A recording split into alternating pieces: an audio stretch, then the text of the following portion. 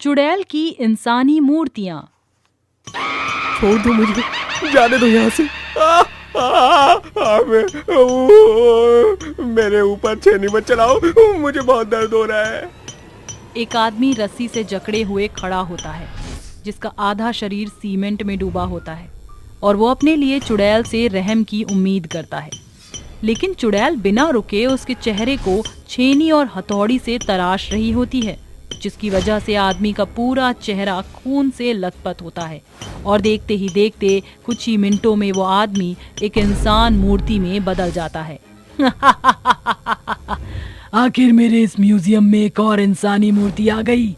ऐसे ही एक एक करके मैं अपने म्यूजियम को इंसानी मूर्तियों से भर दूंगी।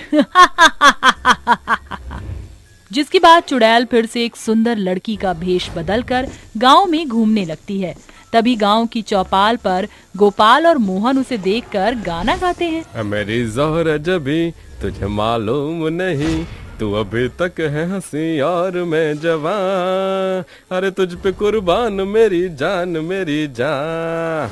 कितना हसीन चेहरा, कितनी प्यारी आंखें, कितनी प्यारी आंखें हैं, आंखों से झलकता प्यार, कुदरत ने बनाया होगा फुर्सत से तुझे मेरे यार।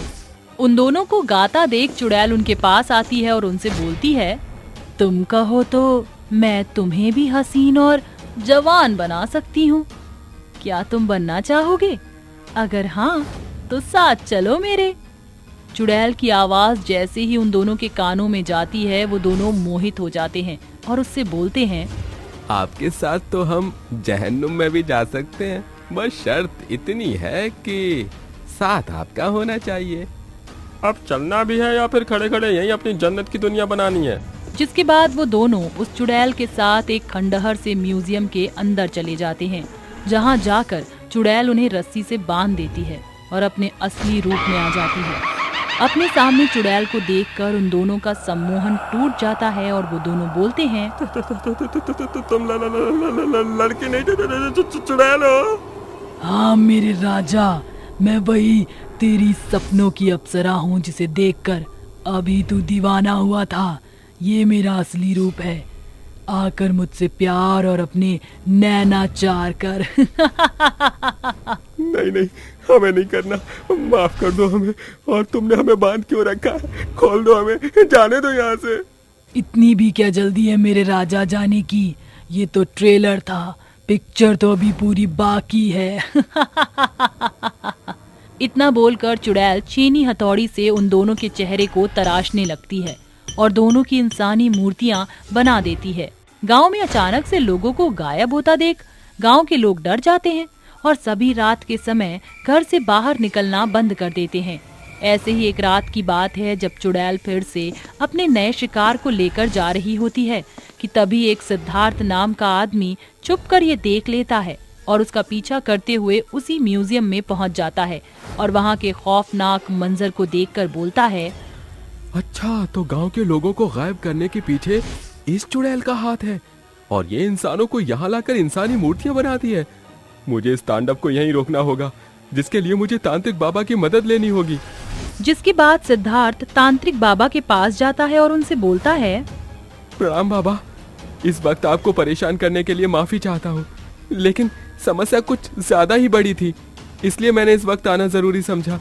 एक चुड़ैल गांव के इंसानों को पकड़कर जिंदा मूर्ति बना रही है। अब आप इस कहर को रोककर हमारे गांव को बचा सकते हैं, मदद करिए हमारी। तुम घबराओ मत बेटा, ये मेरा कर्तव्य है कि मैं इस गांव की रक्षा करूं। इतना बोलकर बाबा यज्ञ जलाकर मंत्र पढ़ते हुए पूजा आरंभ करते हैं। मंत्रों की शक्तियों से चुड़ैल घसीटते हुए वहां आ जाती है और गुस्से में बोलती है, क्यों बुलाया है तूने तांत्रिक मुझे यहाँ? तेरी भलाई इसी में है कि तू मेरे मामले में मत पड़ और अपने कदम पीछे हटा ले। पहले मुझे तू ये बता, क्यों तू लोगों को अपने जाल में फंसाकर इंसानी मूर्तियां बना रही है? तुझे क्या लगता है तांत्रिक, मैं इतनी मूर्ख हूँ कि तेरे पूछते ही रट्टू तोते की तरह मैं तुझे सब बता दूंगी? कभी नहीं। मुझे तो तुझ पर तरस आ रहा है, जो तू इतनी मेहनत करके मुझसे पूछ रहा है। अपने अहंकार में आकर तूने कुछ ज्यादा ही बोल दिया चुड़ैल। अब देख मैं तुझे कैसे इसकी सजा देता हूँ। इतना बोलकर तांत्रिक चुड़ैल के ऊपर अभिमंत्रित भभूति फेंक देते हैं, जिसकी जलन से चुड़ैल तड़पने लगती है और बोलती है, रुक जा तांत्रिक, मैं तुझे सब बताती हूँ। सुंदरनगर नाम के गांव में एक नताशा नाम की लड़की रहा करती थी, जो बहुत ही अच्छी मूर्ति शिल्पकार थी। उसके हाथों की बनाई हुई मूर्तियों के पूरे गांव में चर्चा हुआ करते हैं। उसके हाथों में शिल्प कला की इतनी अच्छी रचना थी कि वह बदसूरत से भी मूर्ति को तराश कर उसमें जान डाल देती थी। ऐसे ही एक दिन जब नताशा अपने घर में मूर्ति बना रही होती है, तभी उससे मिलने उसके कॉलेज के दो दोस्त राहुल और सौम्या आते हैं। हेलो नताशा, कैसी हो तुम? और तुम्हारा म्यूजियम वाला प्रोजेक्ट कैसा चल रहा है? Hello Rahul, I am good और प्रोजेक्ट पर भी काम अच्छा चल रहा है। बाय द वे, तुम कैसी हो सौम्या? और आज तुम दोनों का मेरे घर कैसे आना हुआ? I am also good. कुछ नहीं, वो हम यहीं से गुजर रहे थे तो सोचा तुमसे मिलते चले। वैसे क्या हम तुम्हारी मूर्ति को देख सकते हैं? व्हाई नॉट, चलो मैं तुम्हें अपनी मूर्तियां दिखाती हूँ।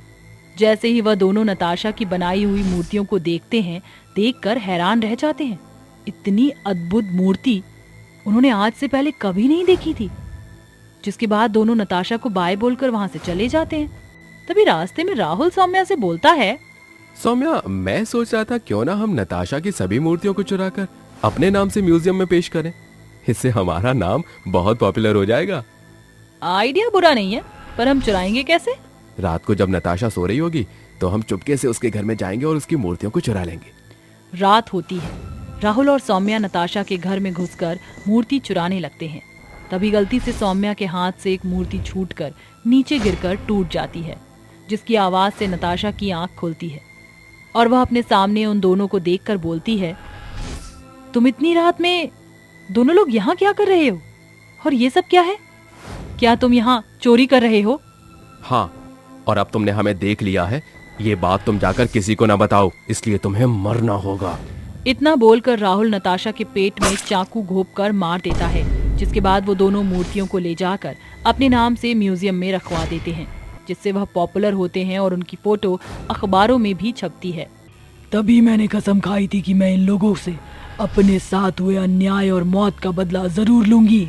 मैं मानता हूँ तुम्हारे साथ बहुत गलत हुआ, लेकिन तुम अपने बदले की भावना में मासूम लोगों की बलि चढ़ा रही हो, जबकि उन्होंने तुम्हारे साथ कुछ गलत नहीं किया। अब तुम ये सब छोड़ दो और यहाँ से चली जाओ। नहीं, मैं यहाँ से कहीं नहीं जाऊंगी जब तक मैं सभी इंसानों को मूर्तियां ना बना दूं, और तू मुझे ऐसा करने से नहीं रोक सकता। जिसके बाद चुड़ैल बाबा के ऊपर अपनी काली शक्तियों से हमला कर देती है, लेकिन बाबा उस हमले से बच जाते हैं और गुस्से में चुड़ैल से बोलते हैं, तो फिर तू ऐसे नहीं मानेगी, तुझे सबक सिखाना ही पड़ेगा। इतना बोलकर बाबा मंत्र पढ़कर चुड़ैल के ऊपर पवित्र गंगा जल छिड़क देते हैं, जिससे चुड़ैल धुएं में बदल जाती है और तांत्रिक के शक्तिशाली कांच के बोतल में कैद हो जाती है। और फिर चुड़ैल बोलती है, तांत्रिक, मैं फिर आऊंगी और सभी का सर्वनाश कर दूंगी। और ये बोलकर चुड़ैल शांत हो जाती है। साथ ही गांव वालों को चुड़ैल से मुक्ति मिल जाती है।